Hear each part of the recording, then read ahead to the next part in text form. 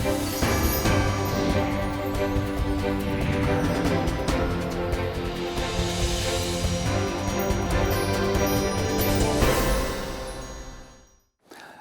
TV का ये बेहद ख़ास प्रोग्राम है गुफ्तगू, और गुफ्तगू में आज हैं हमारे साथ डॉक्टर अशरफ अजीज़, जिन्होंने करीब 40 साल हार्वर्ड यूनिवर्सिटी अमेरिका में एनाटॉमी और एम्ब्रोलॉजी पढ़ाई और 2015 में रिटायर हो चुके हैं।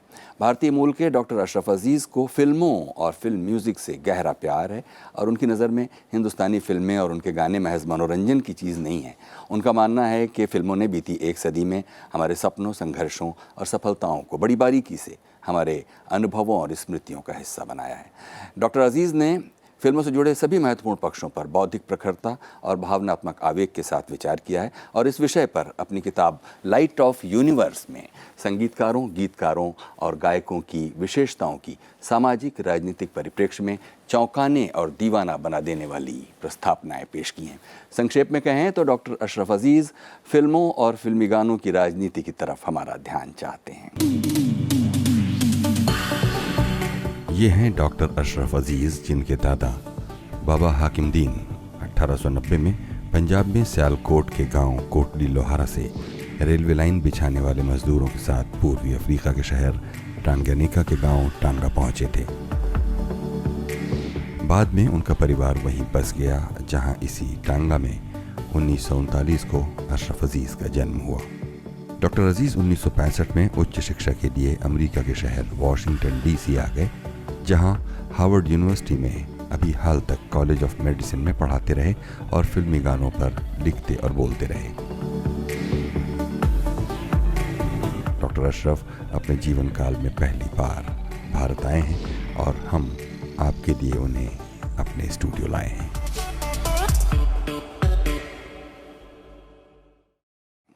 बहुत बहुत स्वागत है डॉक्टर अशरफ अजीज़ प्रोग्राम में। शुक्रिया, धन्यवाद। हम ये जानकर बहुत हैरान हुए कि आप अपने जन्म के बाद पहली बार हिंदुस्तान आए हैं, और आप हमारे साथ स्टूडियो में हैं। मतलब अब करीब 80 साल आपकी उम्र होने आई, और इन 80 वर्षों में पहली बार आप हिंदुस्तान आए, उस हिंदुस्तान में जहां बनने वाली फिल्मों और गानों ने आपको अफ्रीका में जहां पैदा हुए और उसके बाद अमेरिका में रहते हुए काफ़ी खोजबीन के लिए मजबूर किया, एक तरह से कहिए। ये फिल्मी गानों में या फिल्मों में दिलचस्पी की आपकी क्या वजह है, और हमारे देखने वालों को बताइए कि उन्हें फिल्मों को और फिल्मी गानों को देखते सुनते हुए क्या तरीक़ा अपनाना चाहिए जिससे वो आप ही की तरह एनरिच हो सकें, जैसे कि वो सिर्फ़ एक मनोरंजन की चीज़ नहीं है। मैं कहूँगा कि 1945 में जब मैंने स्कूल शुरू किया, government school, government Indian school, तकरीबन उसी वक्त मेरे बड़े भाई मोम्बासा से एक ग्रामोफोन लेकर आए, जिसको विक्ट्रोला कहते हैं। ऐसी चीज़ कभी हमने देखी नहीं थी, अनोखी चीज़ थी। और उसके साथ कुछ 78 RPM रिकॉर्ड्स भी लेकर आए, और काफ़ी हमारी सड़क में हंगामा हुआ। पता चला कि इनके यहाँ एक अजीब सी चीज़ आई है। विक्ट्रोला एक बहुत खूबसूरत बाजा है, तो वो लाया गया। रात हो रही थी, वीरांडे में उन्होंने चारपाई रखी, हम सब लोग बैठे और चाबी लगाई विक्ट्रोला की, और उस पर पहला गीत जो उन्होंने बजाया वो नूरजहां का गीत था। गांव की गोरी पिक्चर, बैठी हूँ तेरी याद का लेकर ये सहारा।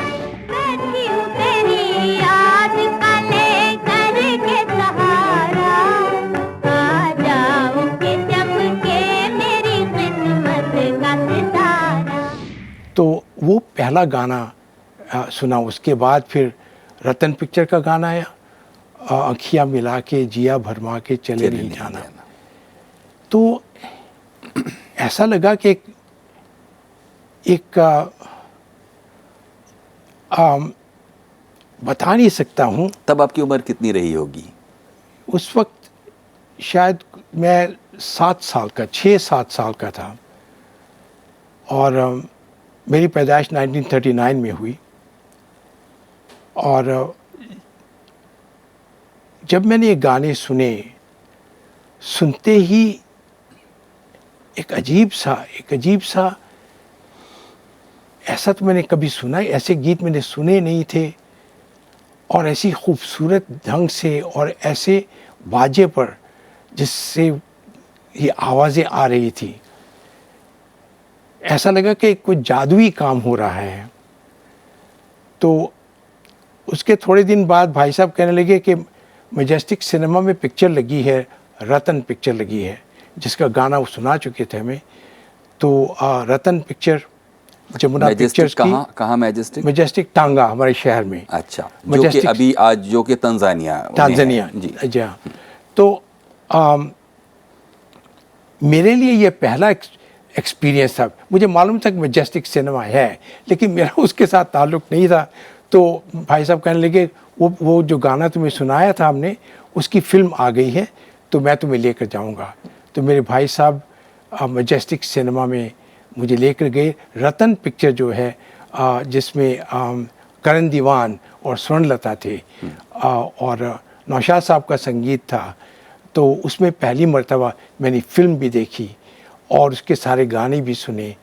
तो मैं कहूँगा कि उसी वक्त मेरा स्कूल भी शुरू हुआ था, मेरी तालीम शुरू हुई थी और साथ में ही फ़िल्मी तालीम और हिंदुस्तानी फ़िल्मों का लगाव और मोहब्बत और ख़ास करके उनके गीतों की, ये एक साथ ही चले। और आज तक मैं एजुकेशन में रहा हूँ और एजुकेशन एक तो मेरा इंटरेस्ट बायोलॉजी में रहा और बायोलॉजी में इसलिए इंटरेस्ट रहा क्योंकि मैं चित्रकारी में भी काफ़ी इंटरेस्ट था। तो बायोलॉजी में क्या नाम है, चित्रकारी की ये गुंजाइश है। तो दोनों काम, और उसमें हमारे बड़े बुजुर्ग कहने लगे बायोलॉजी करोगे तो नौकरी भी तुम्हें मिल जाएगी। तो चित्रकारी भी करना और बायोलॉजी भी करना उसके साथ। लेकिन इसके साथ साथ हमारे घर में एक जुनून, फिल्मों का जुनून पैदा हुआ, ख़ास करके फिल्मी गीतों का। तो लाइब्रेरी बननी शुरू हुई। जब भी फिल्में आई हमने लाइब्रेरी को बनाना शुरू किया।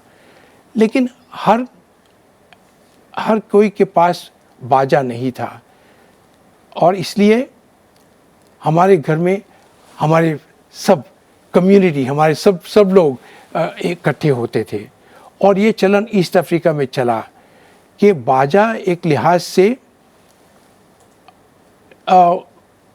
एक ख़ानदान का हिस्सा ही बन गया जिनके पास बाजा था। लेकिन क्योंकि सबके पास बाजा नहीं था तो वो लोग अपने घर खोलते ताकि हमारी कम्युनिटी साथ में बैठ के हम गाने सुने और गानों के साथ बातचीत भी होती थी। और आहिस्ता आहिस्ता पता चलने लगा ये गीत किसने बनाया है, इसकी धुन किसने बनाई है। इस बातों, ये भी बातें हम सुनने लगे कि गीत फिल्में, ये फिल्म किसकी है। जैसे कि बताया गया मुझे कि ये पिक्चर जो है एम सादिक ने बनाई है, वो उसके डायरेक्टर हैं। और एम सादिक एक बहुत बड़े डायरेक्टर हैं उस वक्त के ज़माने के, कारदार साहब, उनसे उन्होंने ट्रेनिंग ली थी। ये सब कुछ मेरे भाई साहब जिनको इनकी जानकारी थी, वो न्यूज़पेपर भी पढ़ते थे। फिल्म इंडिया लेना उन्होंने शुरू किया तो वो घर में आती थी तो पढ़ के सुनाते थे कौन सी फिल्में आ रही हैं।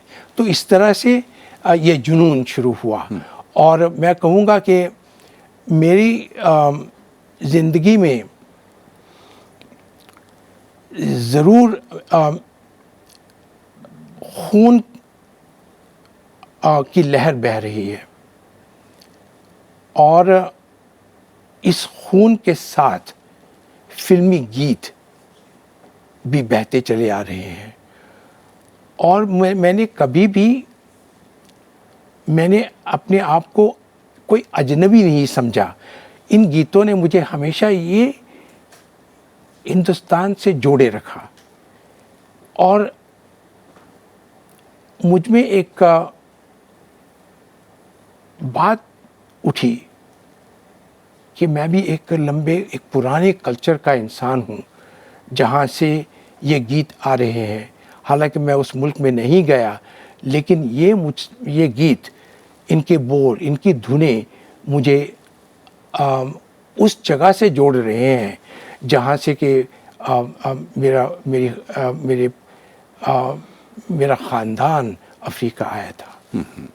इसमें कोई एक चीज़ पर गौर करें कि ये इस तरह के जो शौक़ पैदा होते हैं इंसान में, उसके कहीं कोई बीज फैमिली में भी होते हैं। कोई आपके मदर फादर या कोई ऐसा एंसेस्ट्रल सिलसिला है जिसमें आपके घर में किसी को गाने बजाने, फिल्मों का कोई शौक़ था क्या? ऐसा नहीं था, लेकिन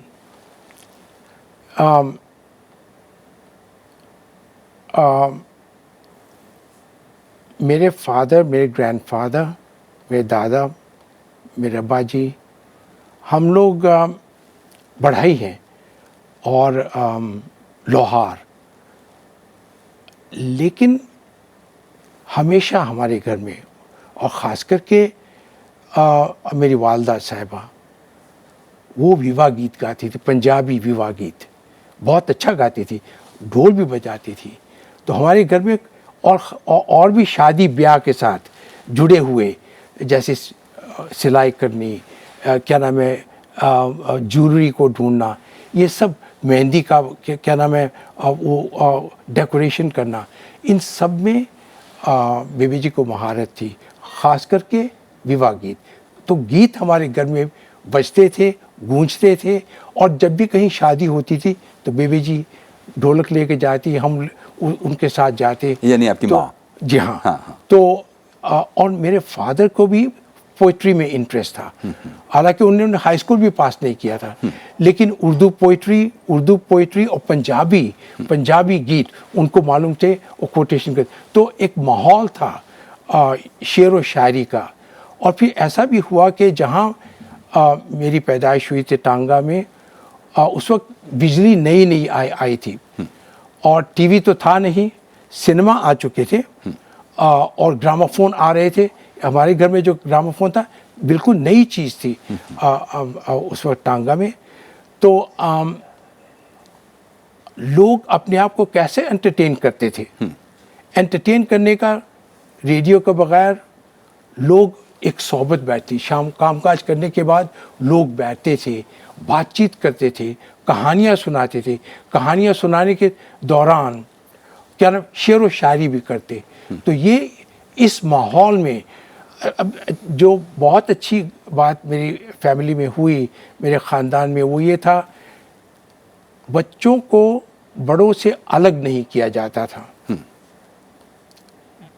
एक शर्त होती थी, भाई तुम हमारे बीच में बैठोगे, लेकिन तुम मैनर से बात करोगे, तुम सुनोगे बात, इज्जत से बात करोगे बड़ों से, लेकिन उनकी बातें सुनो। ये भी एक घर में एक एजुकेशन का क्या तरीका था। फिल्मों के बारे में, सब चीज़ों के बारे में गुफ्तगू होती थी और हम सुनते थे। जैसे कि मैं बताता हूँ, साइगल साहब के बारे में मुझे इतना कुछ मालूम नहीं था, क्योंकि वो मुझसे पहले 1945 से पहले तकरीबन वो 2 साल, मैंने पहली फिल्म देखी, उसके 2 ही साल उनका देहांत हो गया, फौत हो गए वो। तो साइगल साहब मेरे जनरेशन के गायक नहीं थे। मुकेश, मोहम्मद रफ़ी, तलत महमूद, लता मंगेशकर, थोड़ा सा नूरजहान, वो भी पहले पुराने ज़माने की थी। तो शमशाद बेगम।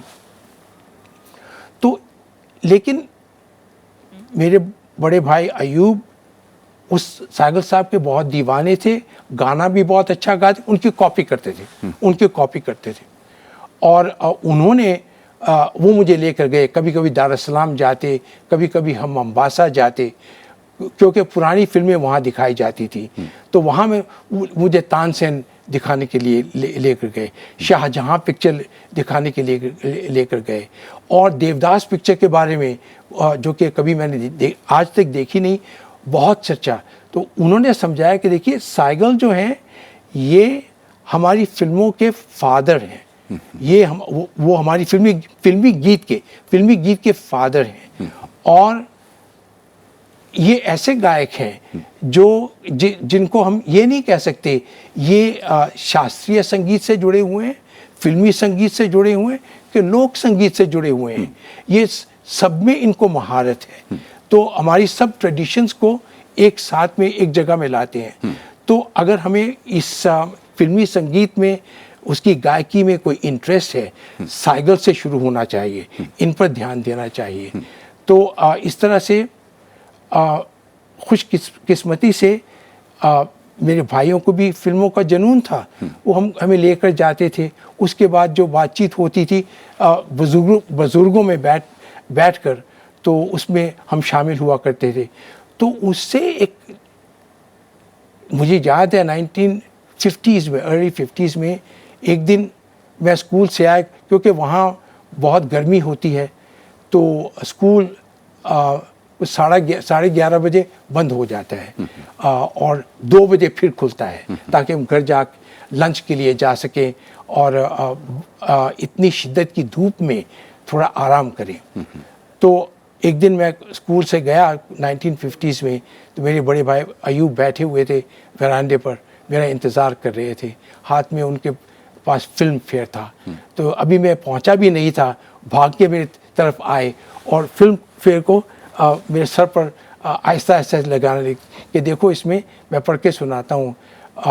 श्री राजू भारतन का आर्टिकल था फिल्मी गीतों के बारे में, वो उन्होंने पढ़ के सुनाया।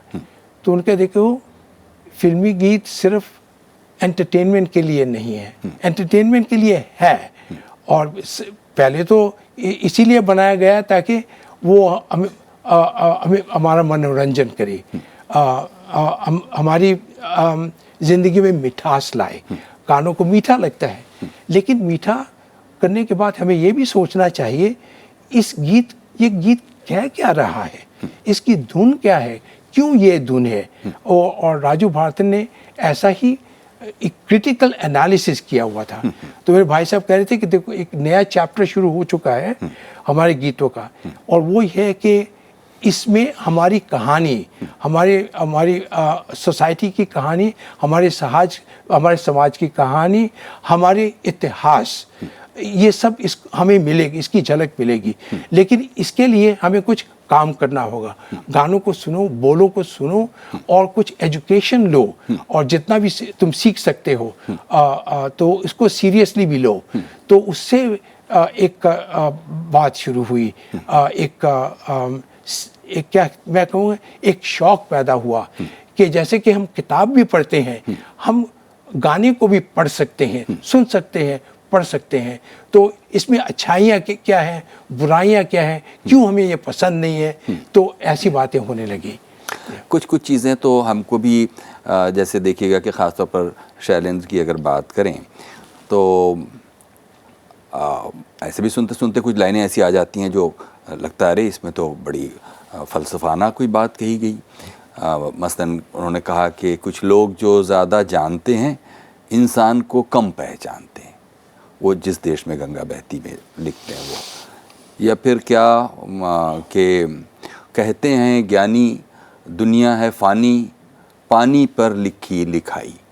ये सब कुछ लाइनें आम चलते फिरते भी हमको नज़र आती। लेकिन जब आपने इन गीतों को पढ़ना, जिसकी बात आप कह रहे हैं, जो शुरू किया, तो उसको कैसे आपने इतिहास के साथ, समाजशास्त्र के साथ, राजनीति के साथ, अगर किसी एक उदाहरण से, किसी एक एग्जाम्पल से इस बात को समझने की कोशिश करें कि कोई एक फ़िल्म या उसमें पिरोए गए गीत कैसे किसी आज़ादी के आंदोलन या आज़ादी के बाद के माहौल, नेशन बिल्डिंग, इन सब चीज़ों की जो आप चर्चा अलग अलग फोरम्स पर करते रहते हैं और इस किताब में भी आपने की हैं। किसी एक एग्जाम्पल से हमें समझाइए तो सही कि हम कैसे इसको कॉन्टेक्चुअलाइज कैसे करें गानों को। अब इसका भी क्रेडिट मैं अपने भाई को दूंगा, भाई अयूब को। जब शाहजहां पिक्चर का गाना हमने सुना, हम जी के क्या करेंगे जब दिल ही टूट गया, मजरू सुल्तानपुरी साहब का लिखा हुआ गीत है। सागल साहब ने गाया, नौशाद साहब का संगीत था, कारदार की पिक्चर थी। पिक्चर भी देखी थी, देखने के लिए लेकर गए थे।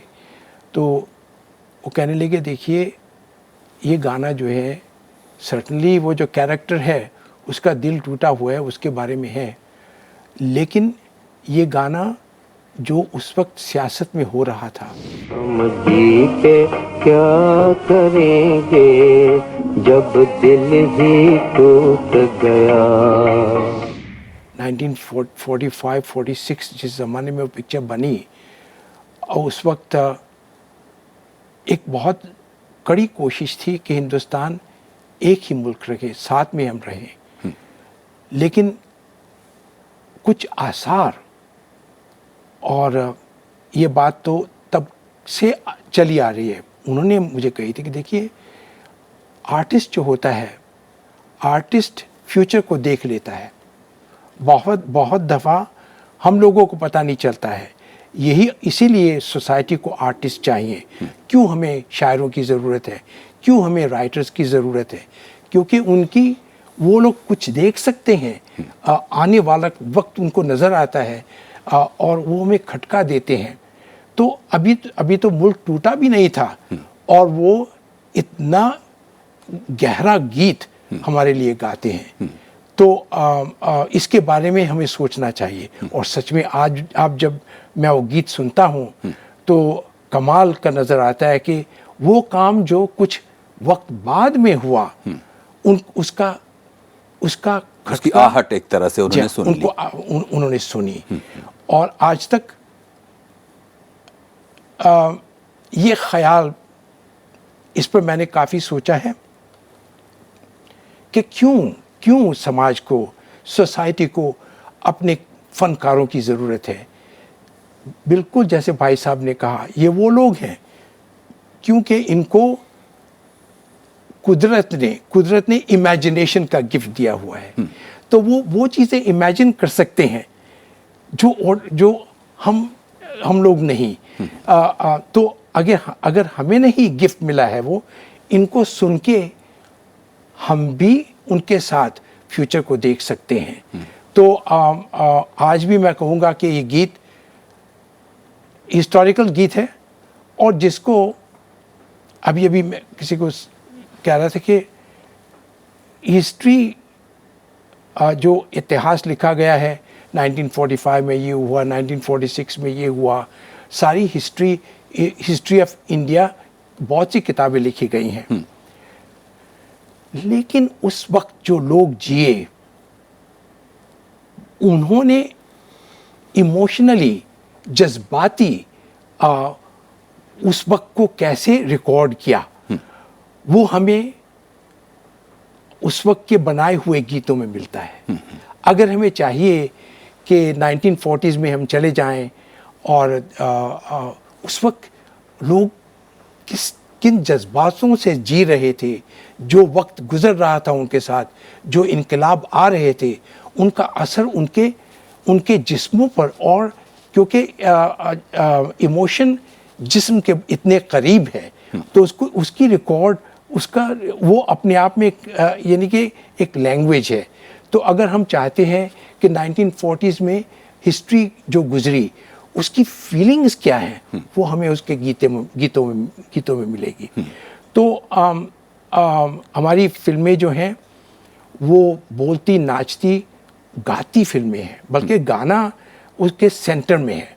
क्योंकि गाना जो है ये एक बहुत पुरानी चीज़ है, और गाने में, क्योंकि हमारा ओरल कल्चर है, तो ओरल कल्चर में मेमोरी को बचाने के लिए बहुत सी प्रोग्राम बनाए गए, और गीत ऐसा ही प्रोग्राम है जिसमें कि जिनके पास रिकॉर्डिंग नहीं थी, जो लिख पढ़ नहीं सकते थे, उनके लिए गीत जो है वो एक पुरानी कहानी को एक एक कोड बना के एक पीढ़ी से दूसरी पीढ़ी तक ले जाना और वहाँ से तीसरी पीढ़ी, वो कब से चले आ रहे हैं।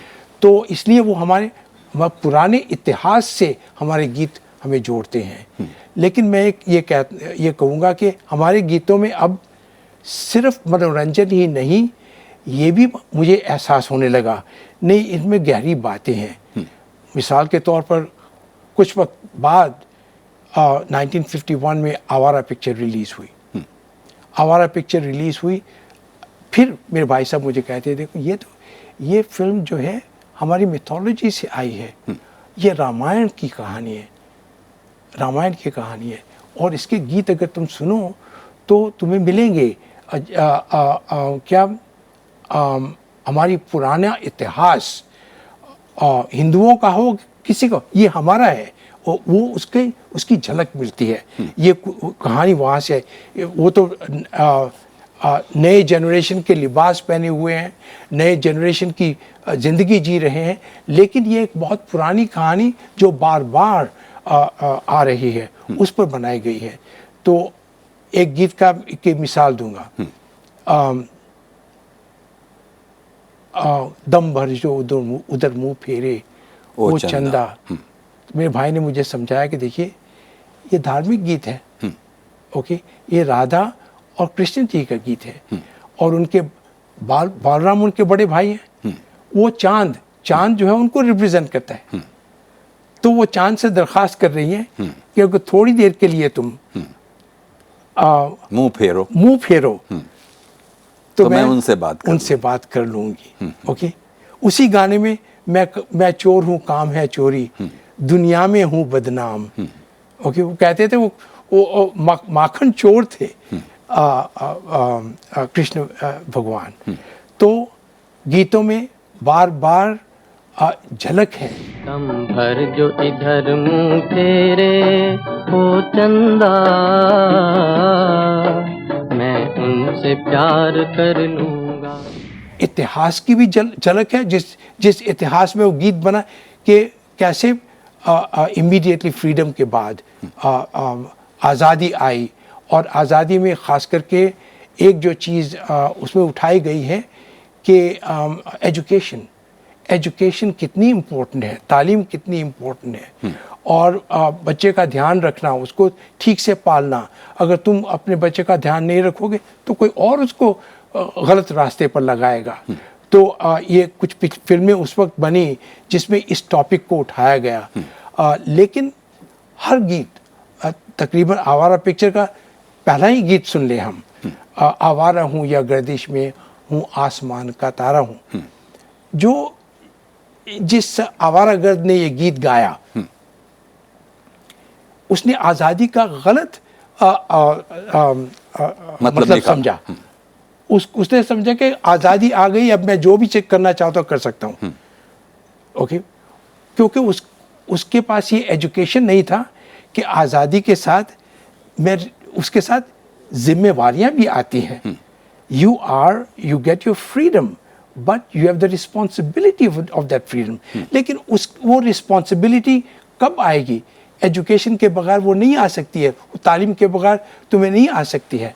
तुम सिर्फ एजुकेशन का गलत मकसद समझे, और उस एजुकेशन गलत रास्ते पर चलना और सही रास्ते पर चलना, और उस बाप ने जिसको उसको छोड़ा था, आखिर में ये उसको, एक तो उनका फादर जज था, आखिर उनको ये पता चलता है कि मैंने बेइंसाफ़ी की, मेरे बेटे से बेइंसाफ़ी की, और अगर आज वो गलत रास्ते पर चला है, ये क्योंकि मैंने उसका ध्यान, मैंने उसका पालन नहीं किया, मैंने उसको एजुकेशन नहीं दी, इसकी जिम्मेवारी मेरी है। तो ये ऐसी बातें उस पिक्चर में मुझे सीखने को मिली। ये तो हुई आवारा की बात। इसके अलावा भी आप जो डेमोक्रेसी है, जो लोकतंत्र है, उसमें उसको मजबूत करने में ख़ुद फिल्मों का और फिल्मी गानों का, उस पर आपने जो गौर किया हो, उस पर कुछ हमें एनलाइटन कीजिए। जी हाँ, मैं एक तो बात बताता हूँ, शुरू से ही हमारी फिल्में जो बनी, और शुरू में राजा हरीशचंद्र 1913 में, मैंने कभी वो पिक्चर देखी नहीं, सिर्फ पढ़ा है कि 1913 से लेकर तकरीबन 1919 तक मिथोलॉजी पिक्चर्स का ज़माना चला। लेकिन शुरू से ही सिनेमा जो है अपने आप में वो एक कला नहीं है, वो बहुत सी कलाओं को साथ में मिला के पिक्चर बनाई जाती है। अपने आप में वो डेमोक्रेटिक आर्ट है, बहुत सी कलाओं को मिलाकर एक पिक्चर बनाई जाती है। वो डेमोक्रेटिक एक्सपीरियंस होता है पिक्चर बनने का। इसके बाद फिर जब पिक्चर स्क्रीन पर आती है, सिनेमा भी जो है वो सिनेमा ये नहीं कहता है तुम नहीं आ सकते हो, तुम नहीं आ सकते हो। सब लोग, हिंदू हो, मुसलमान हो, सिख हो, ईसाई हो, हर एक को, किसी भी स्ट्रैटम, किसी भी दर्जे का इंसान हो, सबके लिए सिनेमा खुला है। टिकट खरीदना है, आ जाओ, साथ में बैठ के पिक्चर देखो। ये भी आजकल भी मैं तकरीबन हर वीकेंड, मैं और मेरी बीवी, हम दोनों हर वीकेंड पिक्चर देखने जाते हैं। ओके, सिनेमा में जाते हैं। टीवी पर बहुत कम फिल्में देखते हैं। क्यों हम सिनेमा में जाते हैं? क्योंकि हमें फिल्म को सोहबत में देखना है, हमें आवाम में बैठना है। ये नहीं कि सब लोग हमारे दोस्त हैं, लेकिन उनमें बैठ के, ये कि उसमें काले भी लोग हैं, सफ़ेद भी लोग हैं, इस दीन के भी लोग हैं, सब लोग एक डेमोक्रेसी बन के हम साथ में बैठ के सिनेमा हमदम हो के फिल्म देखते हैं। वो एक्सपीरियंस हमदम आपने इस्तेमाल किया, बताइए कि हमदम क्या है? हाँ, हमदमी ये फ़ारसी वर्ड है, फ़ारसी कॉन्सेप्ट है। हमदमी एक दूसरे से, क्योंकि हम अलग अलग जिस्मों में रह रहे हैं, शरीरों में रह रहे हैं, लेकिन वो जो आत्मा है, वो आत्मा तो बनाने वाले की है, जो हम में फूंकी गई है। तो सांस जो है वो आत्मा का सिंबल ही नहीं, रियलिटी लोग उसको मानते हैं, उसमें आत्मा है। तो जब दो जिस्म साथ में बैठते हैं, बातचीत करते हैं, भाईचारा करते हैं, आहिस्ता आहिस्ता उनके ख्याल, उनके दिमाग, उनके दिल, जब खास करके दिल करीब आते हैं, तो क्या एक साथ वो सांस लेने लगते हैं। हमदमी दो आदमियों, संगम पिक्चर का ही गाना है, दो जिस्म मगर एक जान है हम, एक दिल के दो अरमान हैं हम। हमदमी का गाना है, हमदमी का गाना है। तो आप कहते हैं हमदमी मतलब कि एक साथ सांस लेना, एक साथ सांस लेना, जो कि जैसे कि मार्च करते हैं, हमें सिखाया जाता है कैसे एक ही स्टेप में मार्च हो। इसी तरह हमदम होने में भी कुछ काम करना पड़ता है, एक दूसरे के करीब आना पड़ता है, दोस्त बनना पड़ता है, तो या भाई बनना पड़ता है, बहन भाई, या किसी का बेटा बनना पड़ता साथ में। तो कभी कभी लोग इतने करीब आ जाते हैं, ऐसा लगता है कि हम उनमें चले गए और वो हम में आ गए। ये है हमदमी। अच्छा, अब हम बातों का थोड़ा रुख मोड़ते हैं। आपकी ये जो एसेज का जो कलेक्शन है, ये जो किताब, इस को जिन लोगों ने भी पढ़ा, कुछ आपसे इत्तेफाक नहीं भी रखते हैं कुछ चीज़ों पर। मसलन आपका कहना है कि फिल्मी गीत में जो कहा जाता है कि ये फ़लाँ फिल्मी राग पर आधारित है, तो जो तो गाने रागों पर आधारित नहीं हैं, उनको तो एक ऐसे पॉपुलर, एक चलती हुई चीज़, और उनको बड़े रिस्पेक्ट के साथ देखा जाता है, ये मानकर कि भाई वो रागों पर आधारित हैं। आपका कहना है कि ऐसा कुछ है नहीं, और वो एक अपने आप में एक अलग विधा ही है फिल्मी गीत, इसे ज़रा एक्सप्लेन कीजिए हमारे लिए। हाँ, तो सिनेमा मीडियम के आने से पहले, ख़ास करके जब तक कि हमारा क्या इलेक्ट्रोमैग्नेटिक साउंड ट्रैक नहीं आया, 1931 में आलम आरा पिक्चर बनी, तो उसके साथ इलेक्ट्रोमैग्नेटिक साउंड ट्रैक भी आ गया, और उसके साथ बोलती उससे पहले भी फिल्में जो कहते हैं कि हिंदुस्तानी फिल्में साइलेंट थी, वो कभी भी साइलेंट नहीं थी। साइलेंट फिल्म के सामने लाइव ऑर्केस्ट्रा डांस होता था, और जो फिल्म की कहानी को जानता था बार बार आके प्लॉट का समझाता था। तो वो ओरल एक्सपीरियंस नहीं था, लेकिन रिकॉर्डिंग के साथ अब सब कुछ फिल्म के साउंड ट्रैक में आ गया, और उसके साथ ही गीत बनने लगे। तो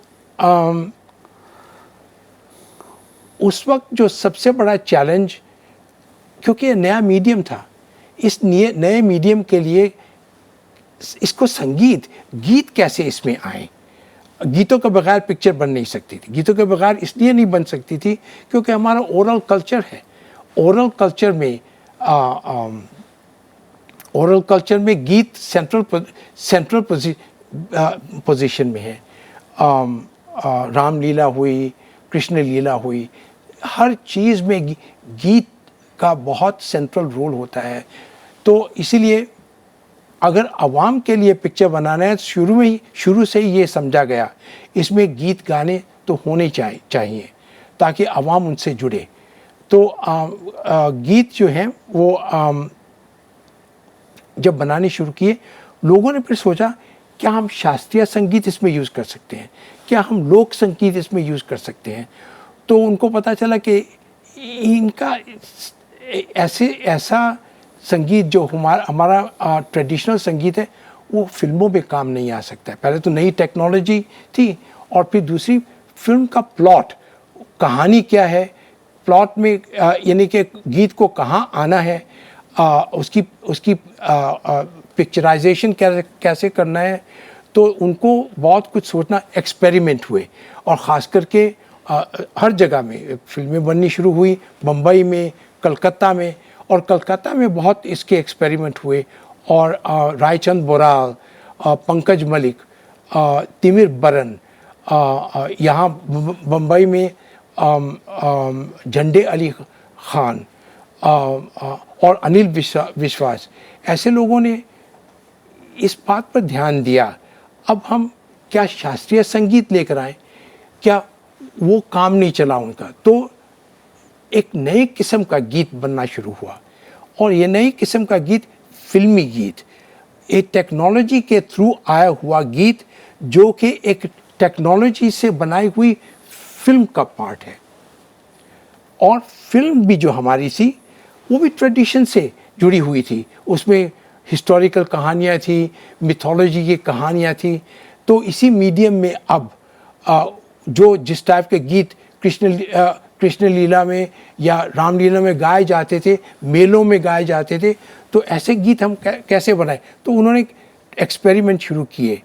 तो थोड़ा कुछ लिया उन्होंने क्लासिकी संगीत से, थोड़ा कुछ उन्होंने लोक संगीत से लिया, इनको दो कंबाइन करके एक नई चीज़ हमारे सामने आती है। इसी तरह से जैसे कि एक माँ होती है, एक बाप होता है, दोनों मिलकर एक बच्चा पैदा करते हैं, लेकिन बच्चा ना तो माँ है ना तो बाप है। बच्चा अपने आप में एक नया इंडिविजुअल है, और इसका होना ऐसा ज़रूरी, कुदरत ने इसको क्या ऐसे क्यों बनाया है, क्योंकि दुनिया तो चेंज ही होती जा रही है। जो माँ बाप का वक्त था, उसके साथ दुनिया बदल रही है। अब आने वाली दुनिया में एडेप्टेशन कैसे होगा, तो वो जेनेटिक क्या वो मंसूबा है जिससे कि क्रोमोसोम और जीन्स फिर से रीशफल होते हैं, और एक नया इंडिविजुअल बन के हमारे सामने आता है। तो फिल्मी संगीत, इसमें कोई शक नहीं है, उसमें हमारे क्लासिकी संगीत और लोक संगीत, जो हमारी बहुत सी पुरानी ट्रेडिशन, इनको जोड़कर एक नई चीज़ बनाई गई जो हमारी पुरानी ट्रेडिशंस को एक दूसरे से जोड़कर नए वक्त के लिए हमें तैयार करता है। और इसी का दूसरा हिस्सा है कि जिसमें ख़ास तौर पर आप की तो मुलाकात उस ज़माने के मशहूर म्यूज़िक डायरेक्टर नौशाद जी के साथ भी हुई। इतने बड़े बड़े ऑर्केस्ट्रा बनाकर, मतलब स्टूडियो में बहुत सारे इंस्ट्रूमेंटलिस्ट और बहुत सारे इंस्ट्रूमेंटेशंस की ज़रूरत उनको क्यों होती थी? उन्होंने कुछ बताया है आपको? हाँ, नौशाद साहब, मैं उनका फ़ैन रहा बचपन से। तो लड़कपन में ही क्योंकि मैंने उनकी इतनी फिल्में देखी थी, उनके संगीत बहुत पसंद थे, उसके गाने इतने पसंद थे, तो एक दफ़ा मैंने उनको ख़त लिखा। हाई स्कूल में ही था मैं, ख़त लिखा, फ़ैन लेटर उनको। मुझे सिर्फ़ ये मालूम था Naushad Ali, Carter Road, Bandra, Bombay. Address तो मालूम नहीं था, लेकिन ख़त उनके हाथ में आया और उन्होंने जवाब भी दिया। तो फ़ैन की तरह मैं उनके साथ ख़त व किताबत करता रहा। फिर अमेरिका जाने के बाद भी मैंने उनको ख़त लिखे। तो एक दफ़ा उन्होंने ख़त लिखा कि मैं आ रहा हूँ अमेरिका, मेरी फ़ैमिली वहाँ रहती है, मैं लॉस एंजलिस में आऊँगा, तो हम अगर तुम वहाँ मिलना चाहते हो तो आओ मिलने के लिए। तो मैंने उनको ख़त लिखा कि मैं ज़रूर मिलना चाहूँगा।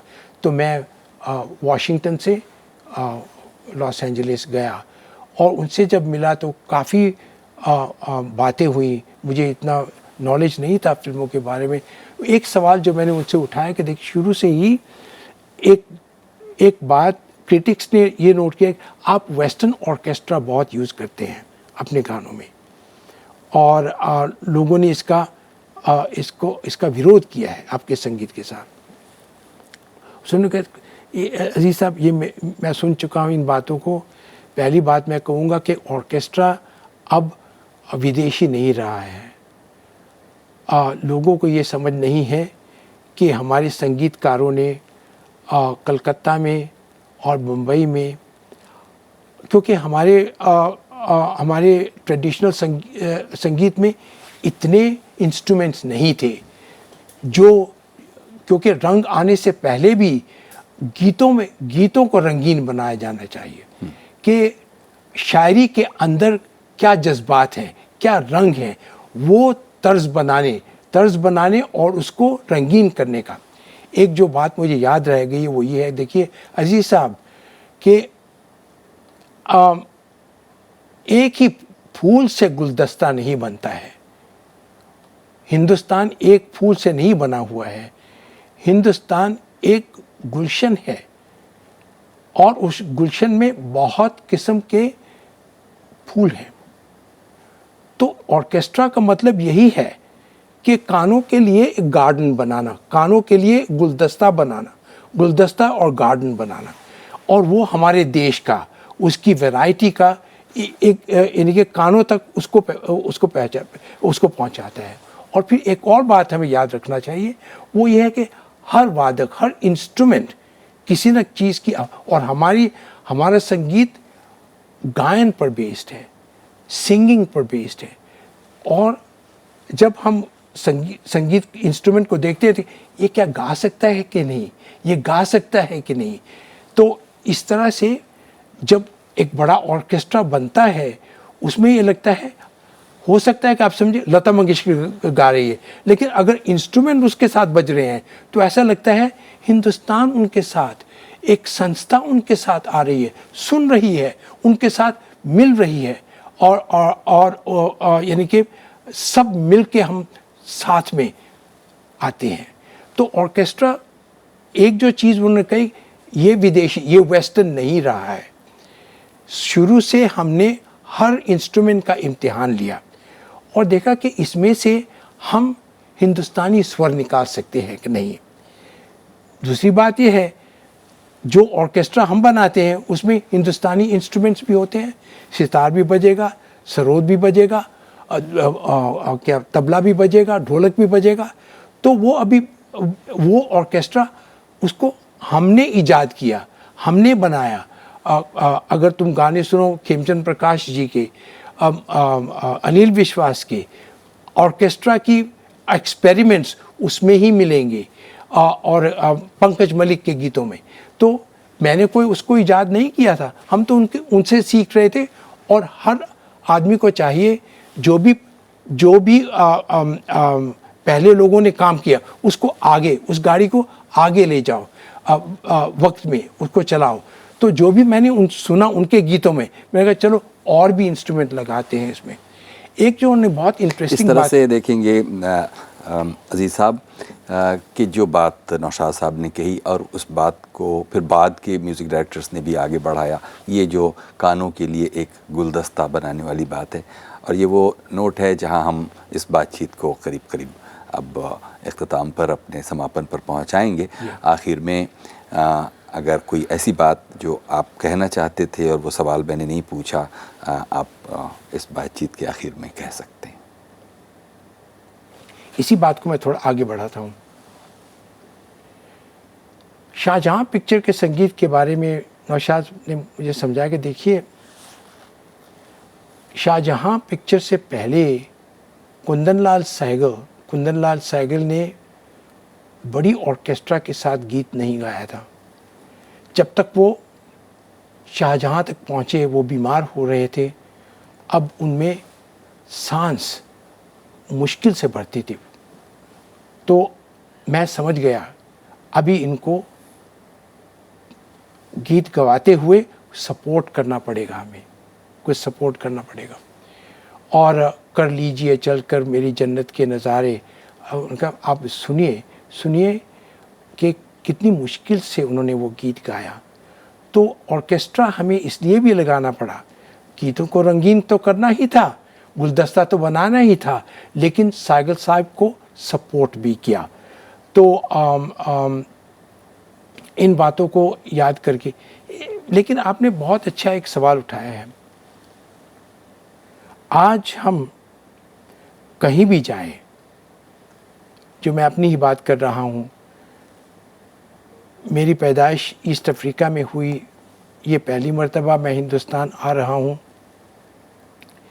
और फिर 1965 में मैं ईस्ट अफ्रीका से और भी दूर इंडिया से चला गया। लेकिन गीतों ने, फिल्मी गीतों की यादों ने, वो फिल्में जो कि मैंने 1945 से लेकर 1965 तक देखी थी,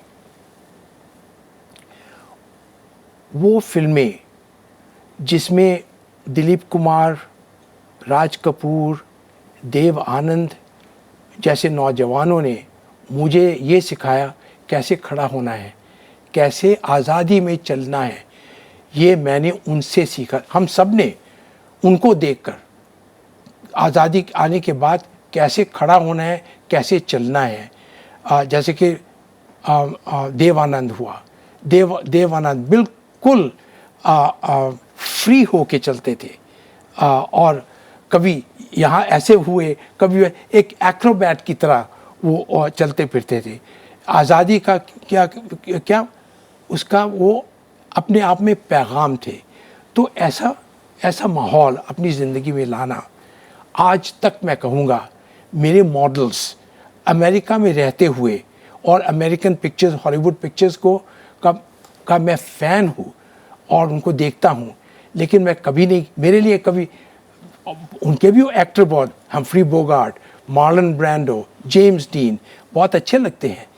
लेकिन मेरे लिए आज भी मॉडल, मैं आज भी देखता हूँ, दिलीप कुमार जैसे तुम बातचीत कर रहे हो कि नहीं, आज राज कपूर जैसे तुम खड़े हो रहे हो कि नहीं, वो हमारे मॉडल हैं। जी, तो बहुत बहुत शुक्रिया अशरफ साहब। इसी नोट पे हम लोग ये बातचीत ख़त्म करेंगे क्योंकि वक्त का भी एक उसकी पाबंदी है। बहुत बहुत शुक्रिया आप हमारे स्टूडियो में आए और ये इतना लंबा जो प्यार है आपका फिल्मों और फिल्मी गानों से, वो आपने हमारे साथ शेयर किया। बहुत शुक्रिया। मैं आपका भी और सब सुनने वालों का बहुत शुक्रिया अदा करता हूँ, बहुत शुक्रिया।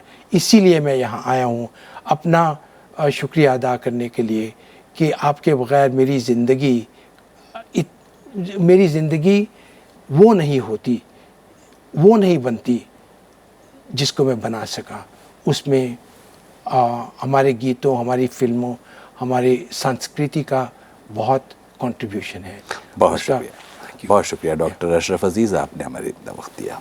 ये थे डॉक्टर अशरफ अजीज़ जो कि अमेरिका में एनाटॉमी और एम्ब्रायोलॉजी 40 साल तक पढ़ाने के बाद अभी 2-3 साल से रिटायर हैं और फिल्मी गानों में और फिल्मों में उनकी गहरी दिलचस्पी है। कुछ कहना चाहते हो प्रोग्राम गुफ्तगू के आज के इस एपिसोड के बारे में तो हमें लिखिए ज़रूर feedback.rstv@gmail.com पर। और इस हफ्ते जो प्रतिक्रियाएं आपकी हम तक आई हैं उनमें से एक प्रतिक्रिया फ़िलहाल आपके लिए।